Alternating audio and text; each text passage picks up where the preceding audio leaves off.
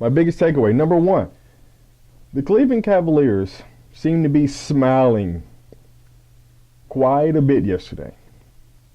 LeBron James with the biggest smile of them all. Kobe Altman had a great interview with Doris Burke. He seemed to be smiling a lot. Up and down that bench, the whole roster, Tyronn Lue, the smiles were unlimited. They put on a great performance yesterday.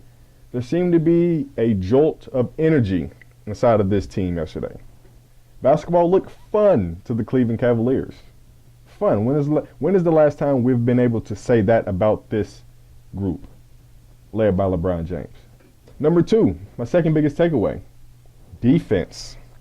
George Hill had a great defensive game. J.R. Smith, you know what? With a performance like yesterday from J.R. Smith, for one day he deserves to be called J.R. Swish.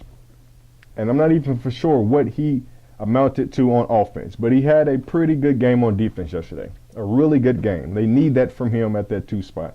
They need for him to be able to guard those 2 guards and those 1 guards. Tristan Thompson had a good game. Tristan Kardashian. He has to be able to consistently play at that level or even higher for me to remove that Kardashian tag from his last name. Tristan Kardashian played well on defense yesterday. He did a great job. Number 3, spacing. The Cavaliers, here's the thing. Cleveland were already able to space the floor pretty well, led by LeBron James on the offensive end. When you play with LeBron, you need shooters. You need spot-up shooters. Cleveland is now a better team at shooting the ball. They have better shooters.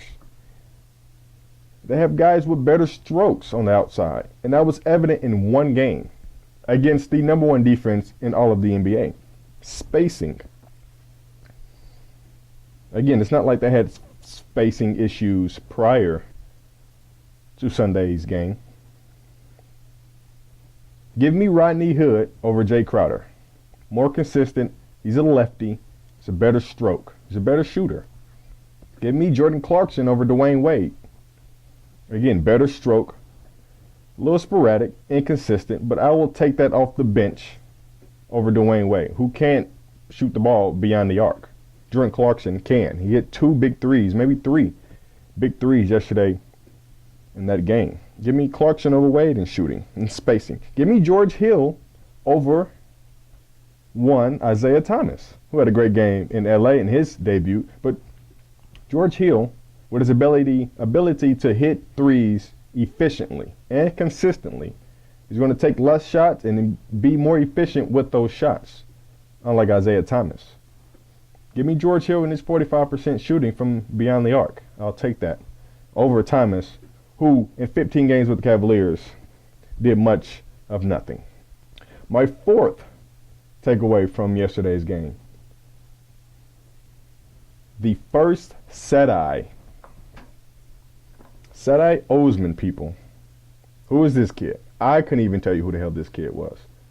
But since his insertion into the lineup, starting lineup, I may add, the kid is balling out of control. The rookie from Turkey, Seti Osman, if I pronounce his name correctly. Come on now, he's playing with LeBron James as a rookie. He's a breath of fresh air, this kid is.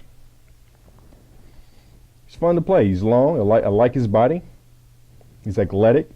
The effort, something that Cleveland lacked this first half of the season, or towards the back end of the first half. He brings everything that they've needed. The first Seti Osman. The biggest takeaway, the fifth and final takeaway, the biggest one.